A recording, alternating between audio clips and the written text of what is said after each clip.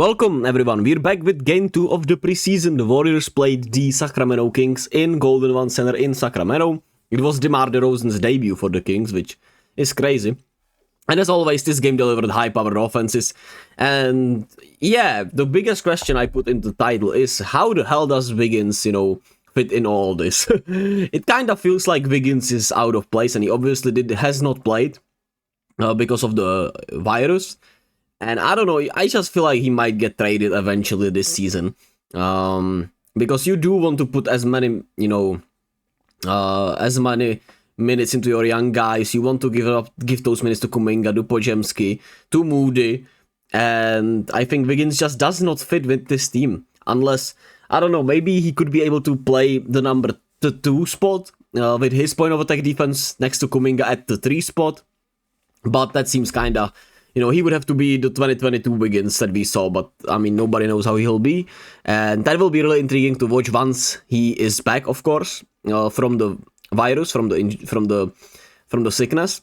And, tonight we had the starting lineup of Steph, Brandin, Podziemski, Draymond, of course, Kuminga at the 3 spot, Kevin Looney at center, instead of Trace Jackson-Davis. Looney looks really in a really great shape. The time off, essentially... what is it, 5 months? Probably, maybe even more, because he obviously barely played at the end of last season. But of course, he had like 5 months off, so Kevin Looney looks really healthy and looks better. And he is ready to take those mid-range jump shots, which is the one thing you saw from Looney in both these preseason games, that he wants to take that mid-range. And I mean, it looks smooth, it looks nice, which is, of course, good and huge for the Warriors. But I don't think... back to the starting lineup, I do not think Podziemski and Kuminga together in the starting lineup makes sense. DeAnthony Melton just does everything well. And I think Podziemski fits better as the backup point guard, the guy that distributes the ball. He played the point guard position with the second unit in this game and in the second half, and he looked great. He had 8 assists tonight, just 1 turnover, and he looks really locked in with Buddy Hield, right? With Kyle Anderson, with Moody, with Trace. And of course Kuminga can be there. Maybe it will be Kuminga overall there, because when Wiggins comes back, it's just gonna be a little jam-packed in a way. But that's the biggest question for the Warriors at this point and stage. Last game was more about the defense looking really solid and good. This time the defense didn't look really well, really good. Like I said, with Podziemski, Steph, in there, the point of attack defense is not great. Kuminga is not that great of a defender as you would like him to be for this to work. Like I said, you need Wiggins to be at his best defensively, or DeAnthony Melton should be starting, and I do really think that.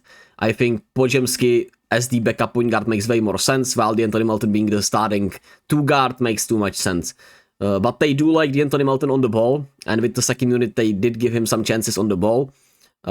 Which, I mean, most teams tried this with DeAnthony Melton as the second unit ball handler, but it has not worked out that much yet. And I think, maybe it's good with us, but I do think it makes more sense to put him in the starting lineup, like I said. Other than that, for the starting lineup, it's truly a question of the 2 guard. And, does Wiggins or Kuminga start in a way is a question, but I think with Steve, you would expect Wiggins to start more, even though, I don't know actually, right? Who knows? Kuminga's 3-pointer looks really good. Like, goddamn, he was ready to shoot that motherfucker. He looked confident in his 3-point shot, and he made 4 of 7, and it was, probably the quickest release we've seen from Jonathan Kuminga in his career on his 3-point shots today. And he talked about him being ready and confident, which is huge. And Draymond also looks confident in his offense, which is awesome. So offensively tonight, we played at a really great pace. We created a lot of great looks. Of course, we're not gonna make, 28 fucking 3-pointers a night. But I do like the foundations. The question is, are there enough pieces to put together? Do you need to trade Wiggins? Maybe. I genuinely, thought about it throughout the game, and I just feel like it just makes the most sense if you want to max out Kuminga. You could get a center for Wiggins, maybe. I don't know. Actually, what the fuck could you get for Wiggins, right? But I guess you could get a center, maybe.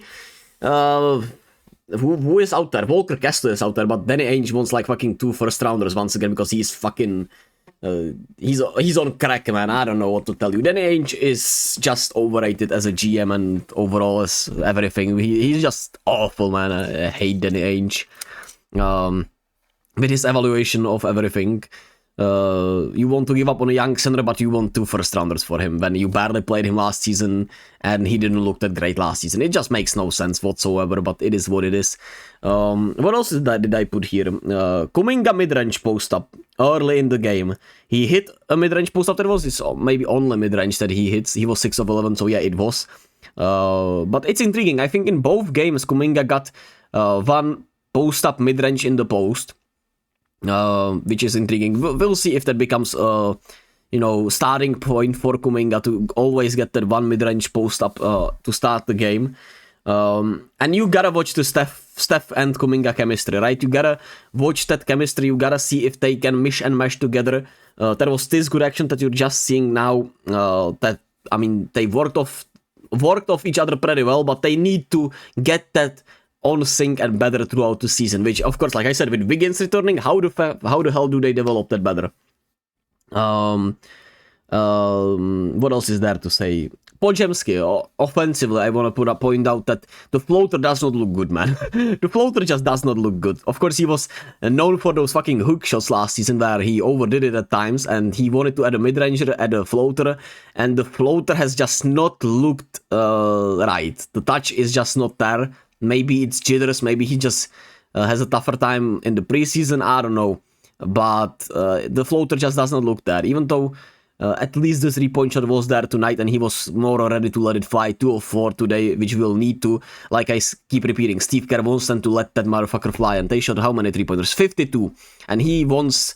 the Warriors just want to take those many shots, and like I said, with the pace they play at, the way they, pass it to half court and get to the other side of the floor or get on offense as fast as possible, creates a lot of good looks, right? And Buddy Hield is a great shooter, right?